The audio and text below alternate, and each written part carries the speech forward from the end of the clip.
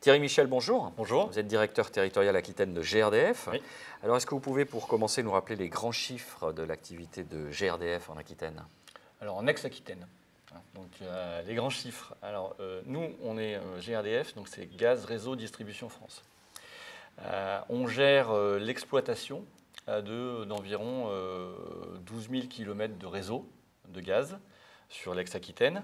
En termes d'investissement, on est aux alentours de 20 millions d'euros par an. 10 correspondent à la modernisation du réseau et 10 correspondent au développement de ce réseau. Voilà. Et un petit dernier chiffre, donc on est 500 personnes sur l'ex-Aquitaine au service de ces clients-là. Vous participez aujourd'hui au forum Smart City Bordeaux. Quelle est votre vision de la ville intelligente et connectée et comment GRDF s'y implique? Alors, en termes d'énergéticiens, bien entendu, la ville intelligente et connectée, en ce qui nous concerne, c'est une ville qui a connaissance de toutes ces données de consommation, quasiment en temps réel. Je dis quasiment, donc on tend vers le temps réel, pour adapter ses comportements.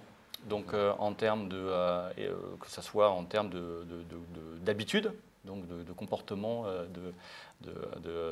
disons, des collectivités ou des clients particuliers, et en termes de production également. Donc, comment GRDF s'intègre dans ces villes intelligentes?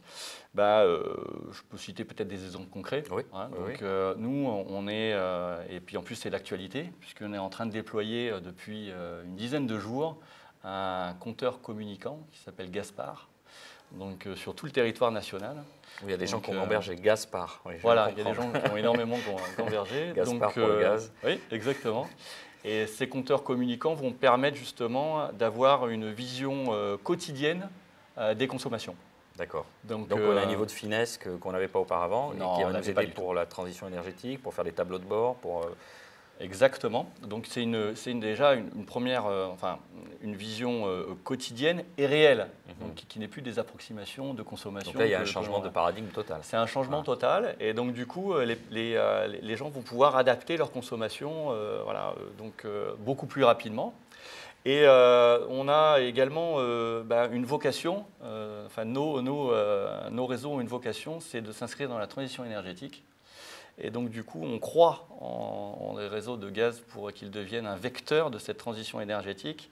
Et donc, du coup, on souhaite accompagner les collectivités, quelles que soient les collectivités, les agglomérations, et les territoires en tout cas, sur cette transition énergétique en leur proposant d'intégrer du gaz vert dans nos réseaux et donc d'accompagner la filière biométhane, donc, que l'on voit un petit peu sur tout le territoire en ex-Aquitaine et émerger.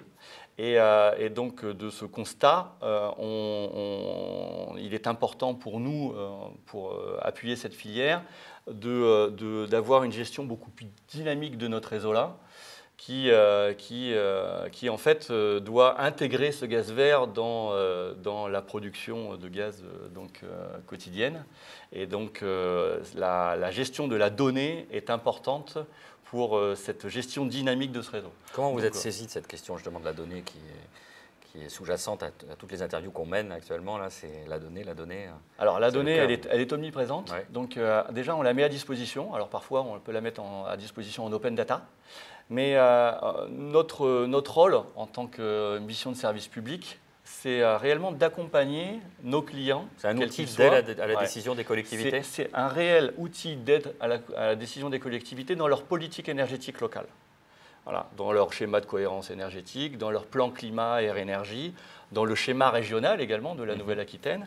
Et nous, on se doit, en tant que mission de service public, de ne pas forcément mettre à disposition cette donnée-là en open data. Il faut qu'on l'accompagne, il faut qu'on l'explique, il faut qu'on la vulgarise, et de manière à ce que la collectivité... Elle est brute, et vous souhaitez la raffiner. Elle est brute. Oui. Il faut l'affiner, il faut l'expliquer, de manière à ce que la collectivité, qui est la seule... qui est le seul décideur de son mix énergétique, puisse avoir tous les éléments de comparaison à sa disposition et qu'il puisse les comprendre. Thierry Michel, merci d'avoir répondu à la question. Merci.